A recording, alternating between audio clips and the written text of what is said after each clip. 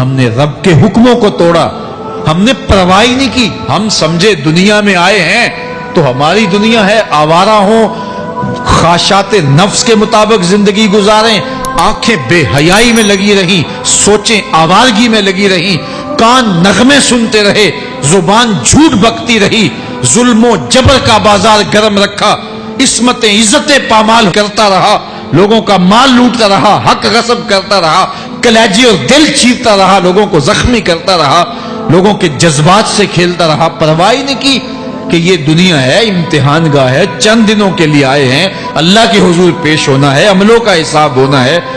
اب جب وہ دیکھیں گے کہ ہمارے ساتھ کیا ہونے والا ہے تو ان کے چہرے پہلے بگڑ جائیں گے. کیوں؟ وہ گمان کریں گے کہ ان کی ریڑھ کی ہڈی توڑ دی جائے گی. ایسے عذاب آئیں گے جس طرح کسی کی ریڑھ کی ہڈی ٹوٹ جائے تو اس کا چہرہ شگفتہ گلاب تو نہیں ہوتا، اس کا چہرہ جو ہے وہ تو کس قدر مرجھایا ہوا ہوتا ہے. تو اللہ ارشاد فرماتا ہے اس طرح ان کے چہرے ہوں گے. ابھی عذاب آیا نہیں ہے لیکن چہرے پہلے اترے ہوئے ہوں گے، اور جب عذاب کی بھٹی میں ڈالے جائیں گے، اللہ اکبر. اور وہ سخت عذاب، حضور نے جبریل امین سے پوچھا مجھے جہنم کے عذابوں کا ذکر سناؤ. عرض کی حضور سب سے ہلکے عذاب کی کہانی سناتا ہوں، اور وہ یہ کہ جہنمی کے پاؤں میں آگ کا جوتا رکھا جائے گا، باقی پورا بدن اس کا سلامت ہوگا. یہ سب سے ہلکے عذاب کی کیفیت ہے. اب پاؤں میں آگ کا جوتا ہوگا، حدت، گرمی، شدت اتنی ہوگی کہ دماغ پگھل کے ناک اور کانوں کے راستے سے باہر آ جائے گا. پاؤں میں رکھے ہوئے جوتے کی گرمی دماغ کو ایسے چڑھے گی کہ وہ پگھل جائے گا اور ناک اور کانوں کے راستے سے باہر آ جائے گا. تو اللہ کے عذاب کے خوف سے چہرے بگڑ جائیں گے، حالت سلامت نہیں رہے گی. یہ بات ذہن میں رکھیں کہ اللہ جس کو جہنم میں ڈالے گا اس کو اس صورت میں نہیں ڈالے گا. یہ محمدی صورت ہے، یہ شکل اس کی چھین لی جائے گی اور اس کی شکل بڑی کر دی جائے گی. اس کا ایک ایک دانت احد پہاڑ جتنا ہوگا. احد پہاڑ کا پھیلاؤ 15 کلومیٹر پہ ہے. 15 کلومیٹر کا ایک دانت اور 32 دانت کتنے ہوں گے تو منہ کتنا بڑا ہوگا. اس کو اتنا بڑا اس لیے کیا جائے گا تاکہ وہ عذاب کی تکلیف زیادہ سہے. 70 گز موٹی کھال ہوگی اور کھال جل جائے گی تو اللہ قرآن میں فرماتا ہے ہم نئی کھال دے دیں گے تاکہ عذاب کی تکلیف اس کو گوارا کرنی پڑے. پھر چیخے گا، چلائے گا، ہائے مجھے پانی دو، پانی دو، پیاس کی شدت ہے. 70 سال تک تو اس کی کوئی آواز ہی نہیں سنے گا. 70 سال کے بعد داروغہ جہنم چیخ کر کہے گا کیا مانگتا ہے؟ وہ بولے گا مجھے پانی چاہیے. کہا جائے گا تو بے بھی ملتا ہے پانی. پھر داروغہ جہنم اسے پانی دے گا، کوکا کولا کی بوتل دے گا یا پیپسی تھما دے گا یا منرل واٹر کی بوتل دے گا؟ نہیں، قرآن بتاتا ہے اسے مائے حمیم دیا جائے گا، کھولتا ہوا پانی. اور وہ اتنا گرم ہوگا جب پینے کے لیے چہرے کے قریب کرے گا اس سے اٹھتی ہوئی بھاپ کی وجہ سے چہرے کی کھال ادھڑ کے اس کے اندر گر پڑے گی، لیکن اس کے باوجود اس کو پینا پڑے گا. اللہ فرماتا ہے یہ دنیا ہی سب کچھ نہیں ہے، سمجھ لیا یہی سب کچھ ہے، آخرت کو بھول گئے. صبح اٹھے کام پہ چلے گئے، شام آئے آوارگی میں چلے گئے، صدائیں آتی رہی حی علی الصلاح حی علی الفلاح، کوئی پرواہ نہیں کی. نہ پیشانیوں نے سجدے کیے، نہ سوچوں میں پاکیزگی آئی. زندگی یوں گزار کے چلے گئے. ایسے نہیں کہا ایک وہ ہوں گے جن کے چہرے شگفتہ گلاب ہوں گے، ایک وہ ہوں گے جن کے چہرے بگڑے ہوئے ہوں گے. اللہ اکبر. کلا اذا بلغت التراقی. یہ تو قیامت کا منظر ہے نا، قیامت سے قبل بھی ایک منظر ہے.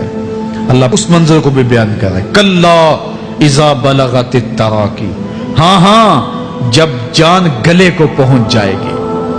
اے انسان تیرے اوپر وہ گھڑی بھی آنے والی ہے، وہ وقت بھی آنے والا ہے جب سانس اس ہنسلی میں اٹک جائے گا، جب سینے سے بھی سانس اوپر چلی گئی.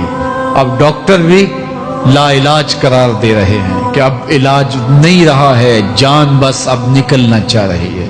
اور کہا جائے گا کوئی جھاڑ پھونک والا بلاؤ. اب ڈاکٹروں نے تو جواب دے دیا، اب سانس اٹک گئی گلے میں، چند لمحوں کی مہمان ہے.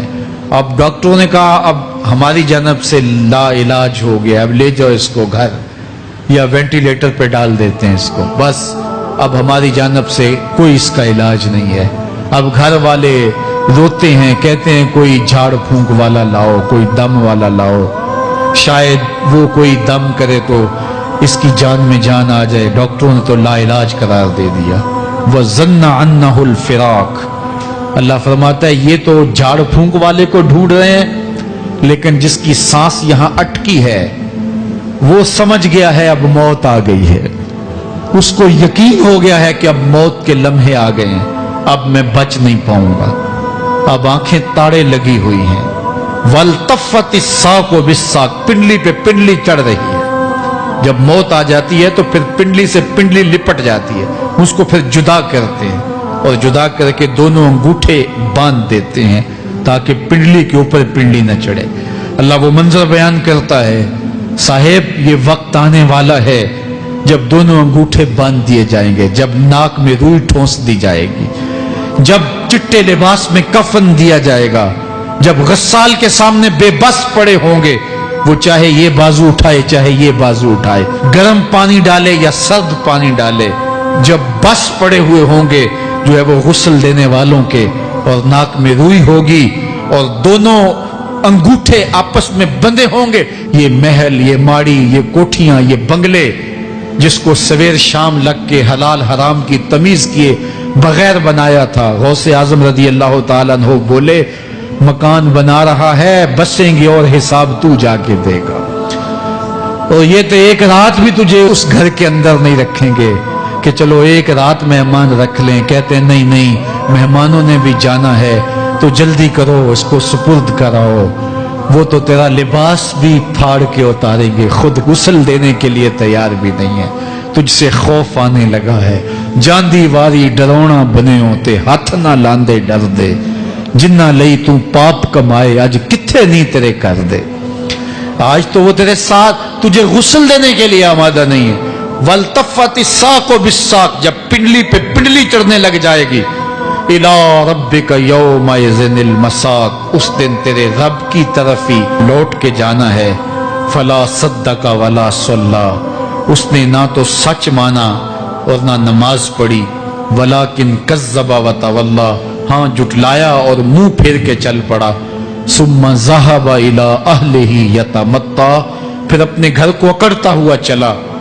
اولا لک فاولا ثم اولا لک فاولا. تیری خرابی آ پہنچی, ہاں تیری خرابی آ پہنچی. ایحسب الانسان ان یترک سدی. انسان دنیا میں یہ گمان کرتا ہے اس کو سدا چھوڑ دیا جائے گا. سدا عربی میں ایسے اونٹ کو کہتے ہیں جس کی مہار کسی کے ہاتھ میں نہ ہو. شترے بے مہار, جہاں مرضی جس گھاٹ سے چاہے پانی پیے, جہاں سے مرضی چارہ لے, تو شترے بے مہار کو کہتے ہیں سدا. تو یہ انسان بھی گمان کرتا ہے کہ میں بھی سدا ہوں, مجھے کوئی کیوں پوچھے, میرے جذبات پہ کوئی کیوں قدغن لگائے, مجھے کیوں روکے کوئی. بالخصوص جوانی کے ایام کے اندر جوان کو بڑا ہوتا ہے کہ کوئی مجھے کیوں, وہ تو ماں باپ کے کہنے میں بھی نہیں آنا چاہتا. وہ کہتا ہے کیوں مجھے روکتے ہیں, میری جوانی ہے, میرے جذبات ہیں, مجھے آزادی سے جینے دو, کیوں میرے راستے میں رکاوٹ بنتے ہو, میں سدا ہوں. اللہ فرماتا ہے نہیں, ایک اونٹ تو سدا ہو سکتا ہے, جس کو میں نے اشرف المخلوقات بنایا ہے اس کو تو سدا نہیں چھوڑوں گا, اس کو تو پابند بناؤں گا حکام کا.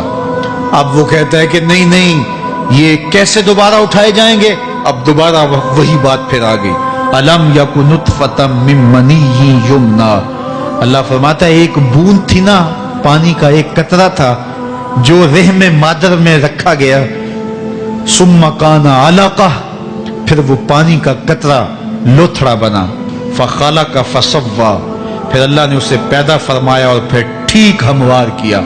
فجعل منہ الزوجین الذکر والانثی, پھر اس سے وہ جوڑ بنائے, کوئی مرد بنایا کوئی عورت بنائی.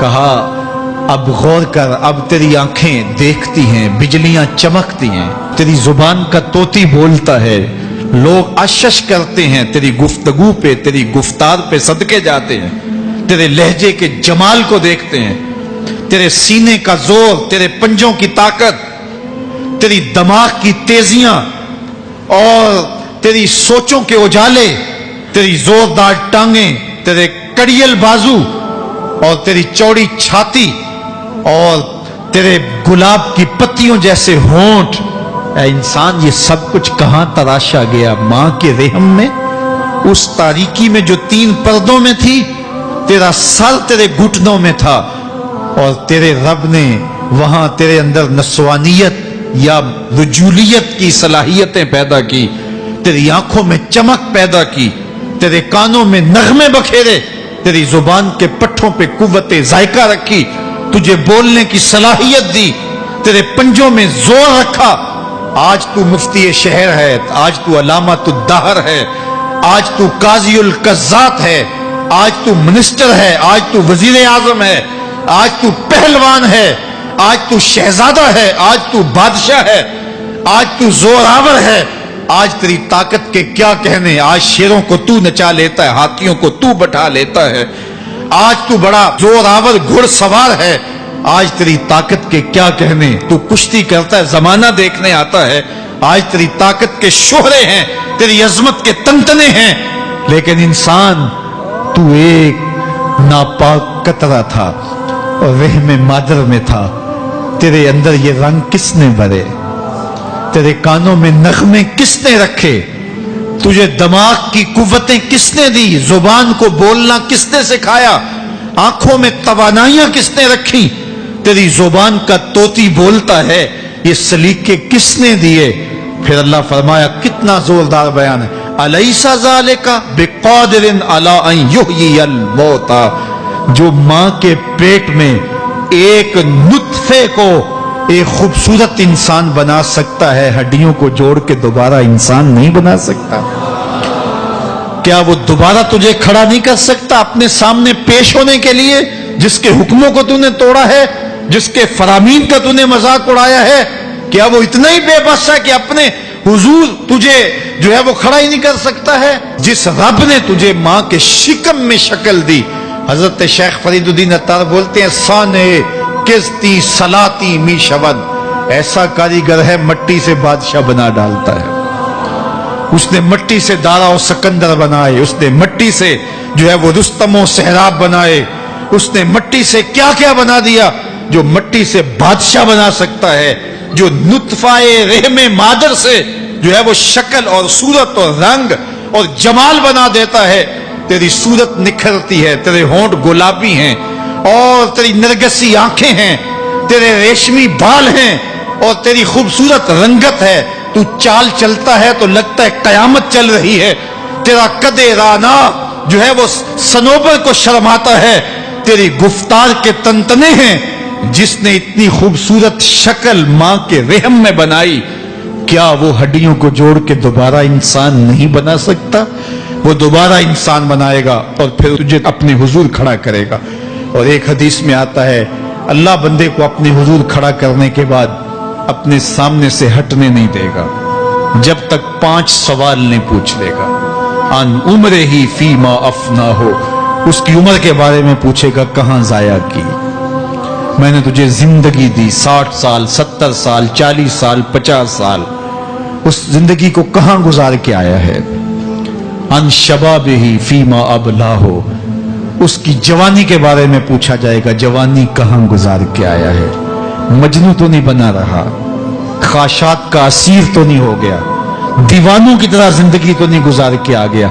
تیری جوانی کسی چوک میں تو نہیں گزری، تیری جوانی آوارگی میں تو نہیں گزری، ساری رات سوشل میڈیا کے اوپر گندگی اور غلاظتیں تو نہیں دیکھتا رہا؟ تیری زندگی گزری کہاں ہے؟ تیری جوانی گزری کہاں ہے؟ اگر کوئی جواب نہ ہوا تو پھر کیا جواب دے گا؟ اور وہ کتنا خوش نصیب ہوگا جو کہے گا، مالک میری جوانی سجدوں میں گزری، میری جوانی قیام میں گزری، میری جوانی رکوع میں گزری۔ میرے حضور فرماتے ہیں، سبعۃ یظلھم اللہ فی ظلہ یوم لا ظل الا ظلہ، 7 اشخاص ایسے ہیں قیامت کے دن جب کوئی سایہ نہیں ہوگا، اللہ ان 7 کو اپنے عرش کا سایہ دے گا۔ ان میں سے دوسرا شخص میرے حضور نے بیان فرمایا، وشاب نشأ فی عبادت اللہ، وہ جوان جس کی جوانی اللہ کی عبادت میں گزری۔ جوانوں، اپنی زندگی کو مالک کی دہلیز پہ لے آؤ۔ جوانی وہی ہے جو مالک کی چوکھٹ پہ گزرے۔ اپنے دل کا تعلق جوڑو، عشق کرنا ہے تو پھر آمنہ کے لال سے کرو۔ محبت کا رشتہ ان سے جوڑو، تعلق کا ربط ان سے قائم کرو، جوانی کو دین کی راہ پہ ڈالو۔ اللہ اکبر۔ سنو میرے حضور کا فرمان، انا حبیب اللہ، میں اللہ کا حبیب ہوں۔ پھر فرمایا الشاب التائب حبیب اللہ، جو جوان جوانی میں توبہ کرے وہ بھی اللہ کا حبیب ہے۔ آؤ اللہ کے حبیب بن جاؤ، اللہ کے حبیب بن جاؤ، اللہ کے حبیب بن جاؤ، اللہ کے محبوب بن جاؤ۔